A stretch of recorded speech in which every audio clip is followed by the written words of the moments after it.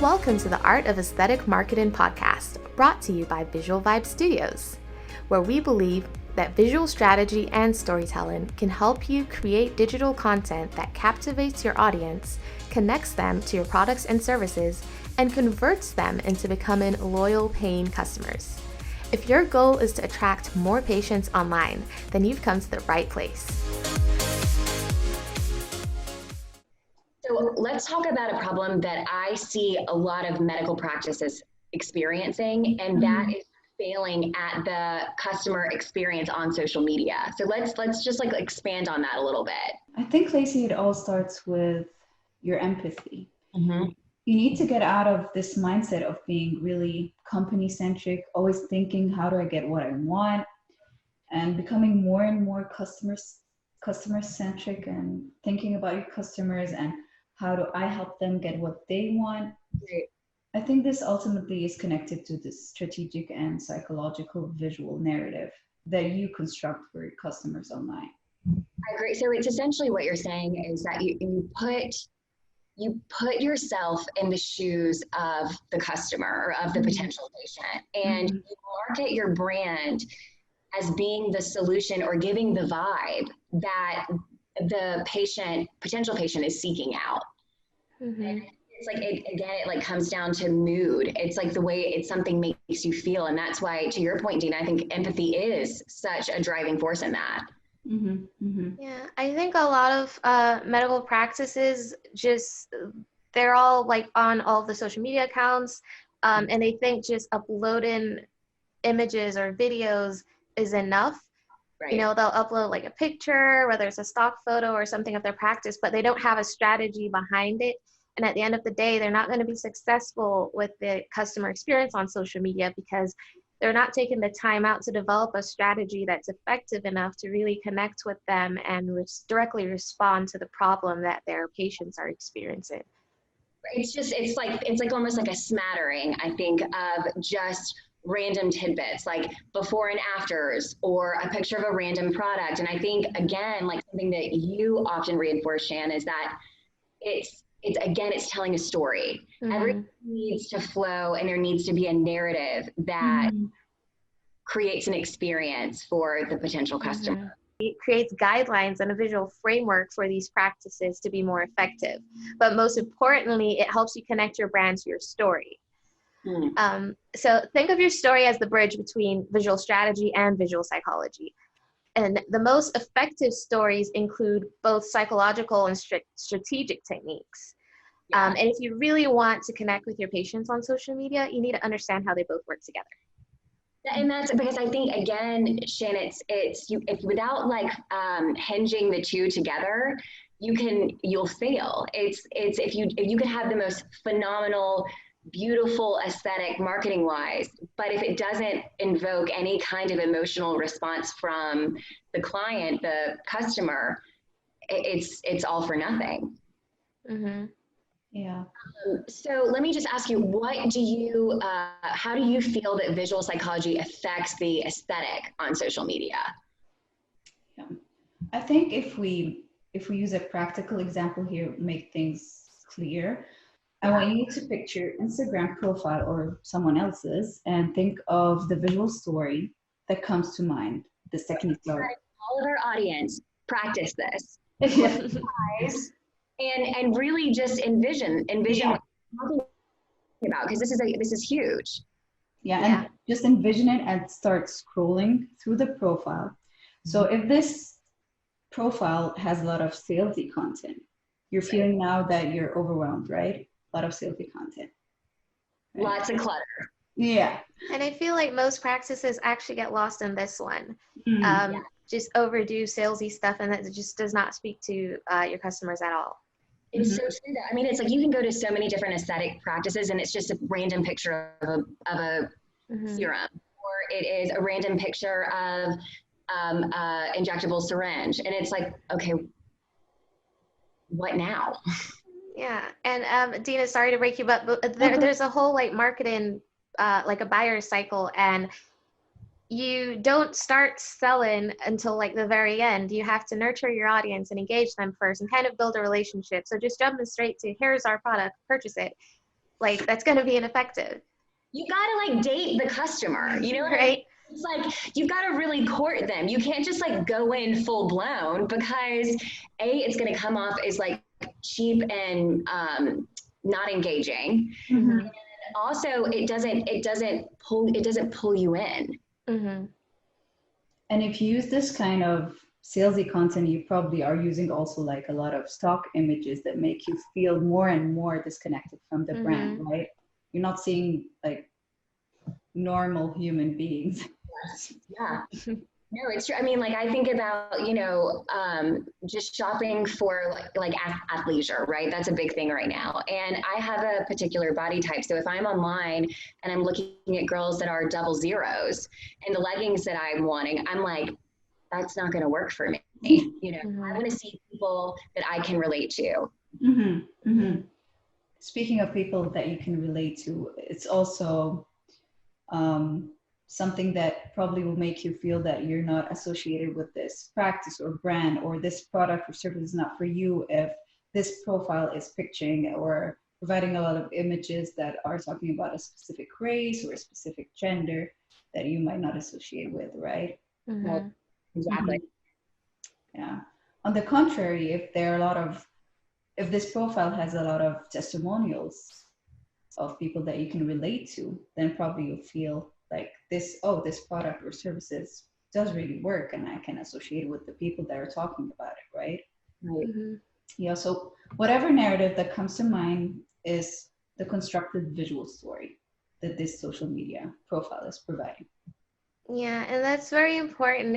If you just even think about your personal Instagram profile, that in itself is a constructed visual story, whether you've intentionally done it or not. But if someone doesn't know you and goes to that profile, they're already creating a narrative of who you are in their head. If you post a lot of like pictures of like food, they probably think you're like really into food or you're a chef or something. So back to Dina's point about like considering like the race, the gender, use of stock images, you really want to make sure that all of those elements are telling the right narrative to your audience. Exactly. Absolutely. So then let's talk about some like visual strategies like color. How do you feel that this is important, like in terms of selecting what's right for your brand? I think color plays a very important role in how your brand is perceived. Color psychology is a study of colors in relation to human behavior, and it affects our day-to-day decisions, even like the items that we purchase. Right. And colors like red can capture attention, but they can also be associated with different feelings, like feelings of excitement, passion, but also danger and happiness. So you have to be very selective with the color that you use and be very mindful of the message that it's conveying. But I will say a lot of iconic brands like YouTube and Coca-Cola are using the color red pretty effectively. I know it's very commonly associated with danger, but they use it to invoke happiness. And that's what I think when I see Coca-Cola or YouTube. I think happiness. I've associated that emotional story with their brand. So color psychology can be used in your visual strategy to help determine your visual story. Yeah. It does. I mean, and even there's so many psychological studies that have been shown how there's actual color therapy that will invoke particular emotions. So using that as a component to reinforce the way you want a potential customer to feel, I think it's so important. Yeah. So let's talk about visual hierarchy, which is a strategy that we use in marketing, right? So how can you use visual arrangements in a way that implies importance and also invokes like a sense of urgency? In visual psychology, one of the most fundamental skills you need to master is the art of controlling where your audience are looking. So in most design work, we control this user attention by increasing or decreasing how noticeable specific visual design elements are. Because first impressions, they leave lasting impressions on your audience and you want to make them count, right? Yeah.